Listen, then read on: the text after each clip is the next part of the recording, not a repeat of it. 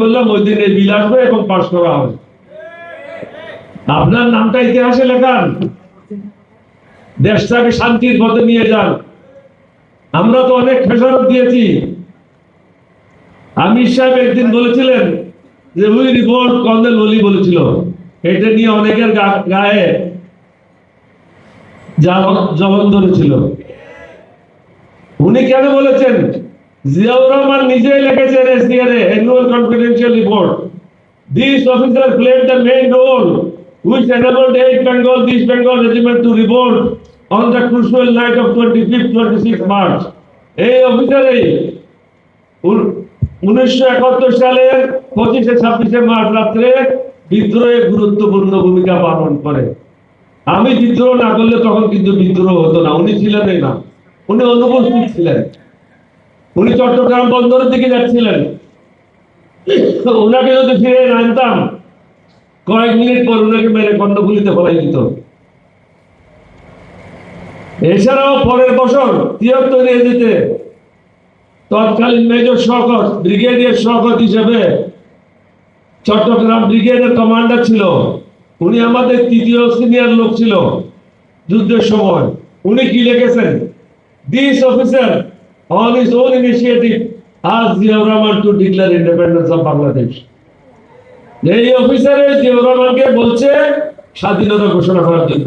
তো তোমাদের যাত্রা দাও কেন হচ্ছে? এই ডকুমেন্টগুলি তো আমি আর করা আছে। একদম যদি ইংরেজি লেখাপড়া করতে না জানো, ঢাকা ইউনিভার্সিটি ইংলিশ প্রফেসরকে নিয়ে যাও এগুলো পড়ার জন্য, অসুবিধার কোথায়? আর যদি ওখানে অসুবিধা হয়, আমার ঘরে আসো, অরিজিনাল এসিয়া তো আমি রেখে দিছি। আমি তো ওইরকম বোকা লোক না। আমি যখন চাকরি ছেড়েছি, অরিজিনাল এসিআর গুলি আমি সাথে নিয়ে আসছি। আমার ঘরে আসো, বিনা পয়সায় দেখাই দেবো। সুতরাং আমিরকে টিটকারি না মেরে এটা গ্রহণ করো, সত্যকে গ্রহণ করা একজন মানুষের কাজ। এটা অস্বীকার করে বেশি দিন টিকতে পারবে না। সত্যের অর্থে এই পাকিস্তানের বিরুদ্ধে বিদ্রোহ করার জন্য যে লোকটা প্রথমে চিন্তা করেছিল, তিনি হলেন lieutenant colonel MR Chowdhury, Mujibur Rahman Chowdhury. ওনার আমি খুব একজন ঘনিষ্ঠ লোক ছিলাম। উনি ছিলেন 4 বেঙ্গল রেজিমেন্টের অধিনায়ক। বদলি হয়ে আসেন চট্টগ্রামে chief inspector east Bengal regimental centre. আমাকে বলা হতো blue white boy of MR Chowdhury. উনি আমাকে ডাকে চট্টগ্রাম সেনানিবাসে নিয়ে গেলেন। আমি ছিলাম শহরে। উনি বললেন যে আমাদের কোনো ভূমিকার প্রয়োজন ছিল না। উনি সরাসরি প্রস্তাব দিলেন, বাংলাদেশের এই অবস্থাতে কি করা দরকার? আমি স্যার, বিদ্রোহ করতে হবে, দেশ স্বাধীন করতে হবে। বলছে এগ্রি, তুমি তোমার প্রস্তুতি গ্রহণ করো, আমি আমার প্রস্তুতি গ্রহণ করি।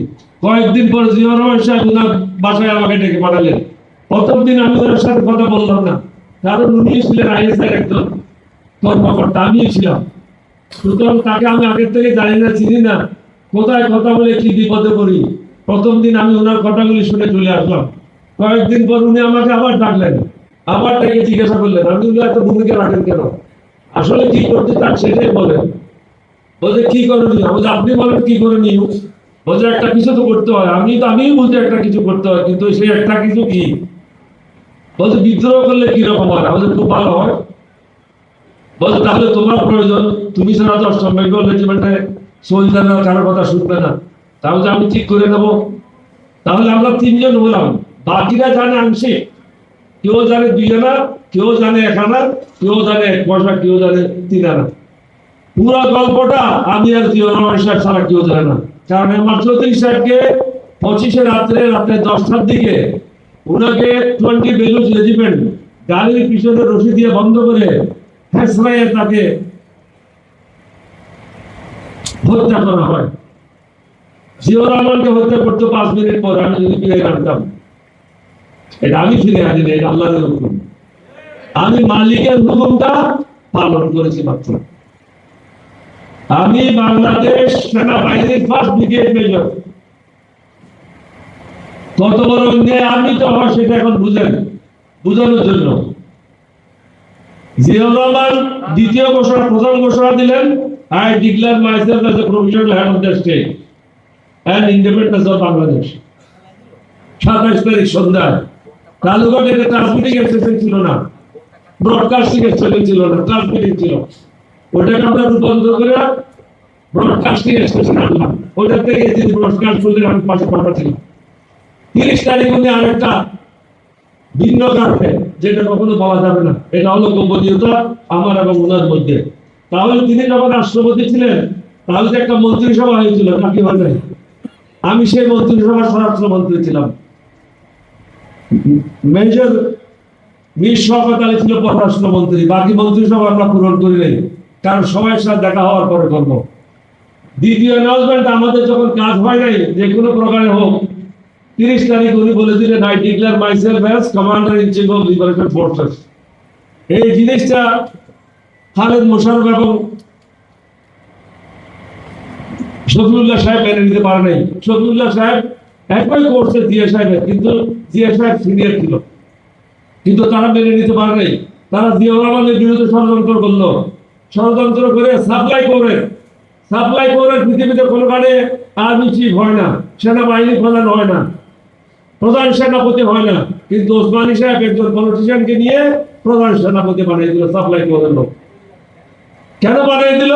জিয়াউর রহমানকে দমন করার জন্য। এবং শুধু দমন করলো না, 3টা ফোর্স খাড়া করলো, K force, Z force, S force. এটা করার পরে খালেদ মোশাররফ নিজের জায়গায় রইল, শফিউল্লাহ নিজের জায়গায় রইল, জিয়াউর রহমানকে দেওয়া হলো মেঘালয় তুরা নামক স্থানে, গভীর জঙ্গলের মধ্যে। এখন যেন উনি আর বাংলাদেশে ফিরে আসতে না পারেন। ওনার বিরুদ্ধে অনেক ষড়যন্ত্র হয়েছে। থাকার তো কত 1 নম্বর সেক্টরে। যা হোক, এই সিদ্ধান্ত যখন হয়, উনি আমার সাথে দেখা করতে আসেন ছাগল ভাইয়ের উল্টো দিকে শ্রীনগর বিউপিতে।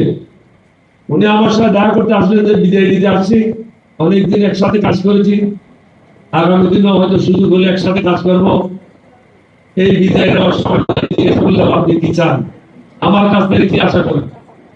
উনি বলে, তোমার কাছ থেকে আশা করি তুমি যদি যুদ্ধের সময় আমার সাথে থাকতে, এর থেকে বেশি বড় পাওনা আমার কাছে আর কিছু ছিল না। তাহলে আপনার সাথে আছি, আপনি যান, আমি কালকে সকালে গাড়ি নিয়ে রওনা হবো। তোমার পোস্টিং অর্ডার, আমি আমার পোস্টিং অর্ডার কে করবে? আমি কোন ব্যাটার আন্ডারে আসি? আমি যখন বিদ্রোহ করেছি, আমি কোন সংবিধান মেনে করেছি? আমি কোন কারণে জিততে করেছি? আমি তো নিজে বিদ্রোহ করেছি। সুতরাং অর্ডার কিসের? ওসমানের অর্ডার নিয়ে আমি কোনো মানে যাবো না। আমার জিপ, আমার অর্ডারে আমার বন্ধু, এ হলো আমার সাথী। পরের দিন সকালে আমি তুরাতে চলে গেলাম। তুরাতে গিয়ে জঙ্গল পরিষ্কার করে ব্রিগেড হেডকোয়ার্টার সেট আপ করলাম। জিয়া সাহেব 3 দিন পর এসে দেখে কি সুন্দর ব্রিগেড হেডকোয়ার্টার। উনি বললেন যে এখন ইন্ডিয়ান আর্মি থেকে একজন মেজর আসবে, ব্রিগেড মেজর হবে। তা আমি চুপচাপ থাকলাম। Z force brigade commander, sorry, S ফোর্সে ব্রিগেড মেজর আসলো ইন্ডিয়ান আর্মি থেকে। কে ফোর্সে আসলো? জেড ফোর্সে আসলো সন্ধ্যার সময়। আমি ওকে বললাম, আপনি খাও আর ঘুমাও, সকালে নাস্তা করে এখান থেকে ভেঙে যাও। ও বল, কেন? আমি যে এখানে আত্মীয় থাকবে না, এখানে আমি স্যার আত্মীয় নেই, আমার বন্দুক থাকবে সাথে, উল্টা পাল্টা কাজ করলে কি করবো এটা বুঝতে পারবো। তো জিয়াউর রহমান সাহেব আমাকে ডাকলেন, বলে, তুমি ব্রিগেড মেজর কাজ জানো? আমি জানি না। আপনি তো ব্রিগেড মেজর কাজ জানেন, আপনার থেকে শিখবো। আমার যে সুবাদার মেজর রহমান আছে, সে তো 2য় বিশ্বযুদ্ধের সুবাদার, তার কাছ থেকে শিখবো। কিন্তু Indian officer Z force headquarter থাকবে না। আমি বিদায় করে দিলাম। শেষ পর্যন্ত 4 জন অফিসারের ডিউটি আমি করেছি।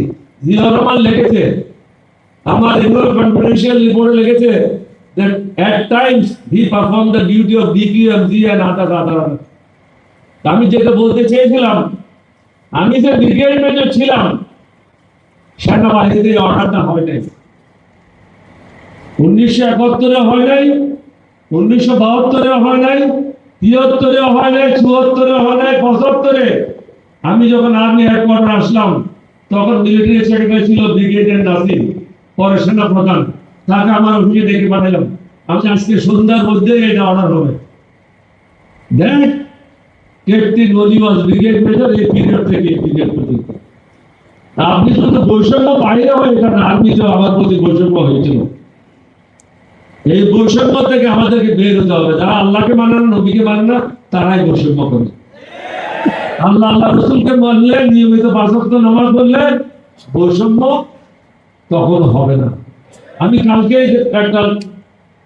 একজন আলেম ওয়াজ করতেছিল, ওটা শুনলাম, বললো যে ছেলে যদি হাসি মুখে বাবার চেহারাটা দেখে সে যদি হজ করে, এই হজের কোনো গ্যারান্টিও নাই, ওয়ারেন্টিও নেই। কিন্তু বাবার যে হাসি মুখে মুখটা দেখলো, এটা একটা হজের সওয়াব হয়ে গেল।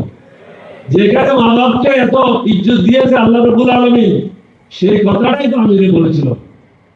তাহলে অন্যদের ছাত্ররাও কেন মন্দির বাইরে দেবে, ওইটা করবে ওইটা করবে, মেয়েদেরকে ঘরে ঢুকে দেবে। ভাই আমরা কাকা কোনো ঘরে ঢুকাবো না, আমরা ঢুকাবো চোরদেরকে জেলে, দুর্নীতিবাজদেরকে জেলে, চাঁদাবাজদেরকে জেলে। বাকি যারা ভালো মানুষ তারা প্রফেশন ঘুরে বেড়াবে। আপনাদের সবাইকে ধন্যবাদ। বাংলাদেশ জিন্দাবাদ। আসসালামু আলাইকুম ওয়া রাহমাতুল্লাহ।